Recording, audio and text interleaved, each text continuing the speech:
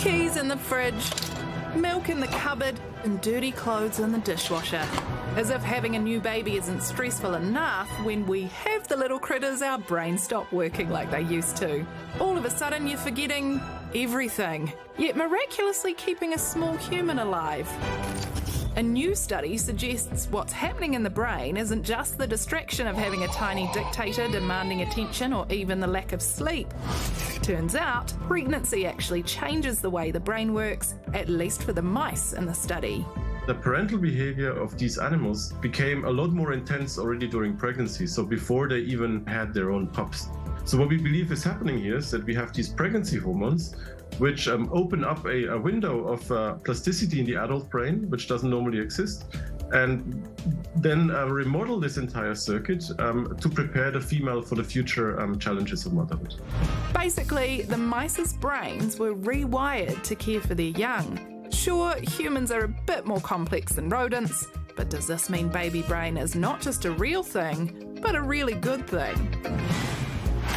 Well, let's ask Sarah Mackay, who's a neuroscientist. She's written a book on the benefits of baby brain. So, Sarah, tell us, why is baby brain a good thing?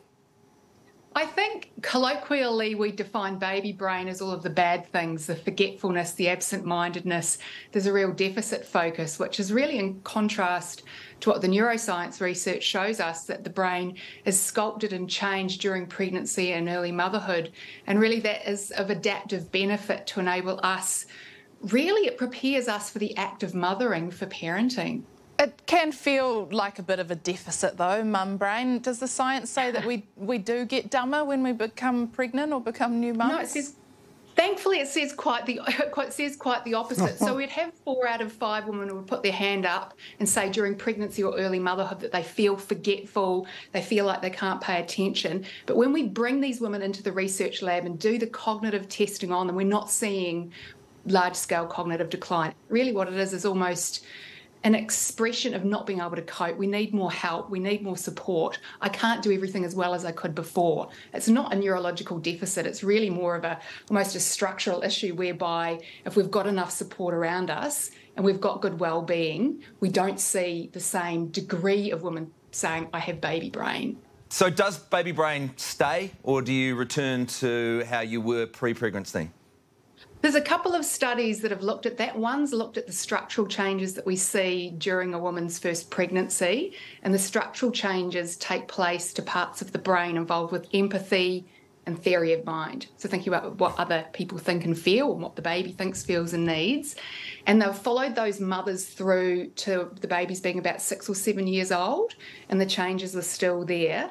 And there's another study that's been done looking at the brains of people in their 70s, 80s and 90s. So they've pulled together data from a biobank looking at brain scans, and using kind of machine learning and big data analysis, we've been able to see we can detect the brains of women who had a prior pregnancy and raised a child. So definitely those traces of motherhood last a lifespan. Sarah, do dads' brains change as well during this time? Yeah, in comparison to the mother's brains, no. Yeah. However, if you just look at dad brain data, we do see a little bit of change in some men. Like some men are just there for conception only.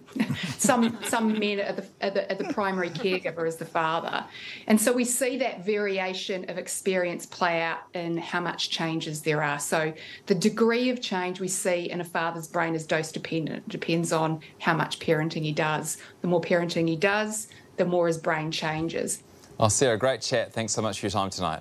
You're so welcome. Thank you. It makes a lot of sense. Matt, you're a father of 2. Did you notice any differences in your brain or otherwise when they were born? Yeah, when my first one came out, I immediately became terrified about the world in every way possible and thought the apocalypse was coming. Also, I asked really stupid questions, like I remember saying to a nurse, does it just breathe on its own, or do we have to do anything? And do we put food in it? And then they let me leave with it, which was the most insane thing. That is really weird when you get into the car and you're like, what, are you guys not coming with us? Yeah, I'm not qualified. Luckily, the lovely mother of my children was just immediately knew what to do. Huh. So I could just hands off. Not all mums are like that, that's for sure. Yeah, it's... I have a theory that in the man's brain, there's a part of your brain that remains dormant until you have children, and then it clicks into action, and its sole purpose is to think of ways that your children will get harmed. Yeah. Keep you awake at night, and I don't know where that came from. Never had trouble sleeping until the kids came. I also think a nice thing about mum brain is because you get focused on that little bubba and like making sure it stays alive, because you guys are not helping very much, is that you just kind of start to care less about silly stuff. Oh, yeah. I think so much of the world is just noise, and then all of a sudden you're like, no, I just really don't care. You stop caring about your cat. All of a sudden, your cat, which was the most important thing you cared about. It's like, who cares about the cat? The cat's like, you've got to keep feeding me, buddy. It's very liberating. Weirdly, the cat likes you more because of that.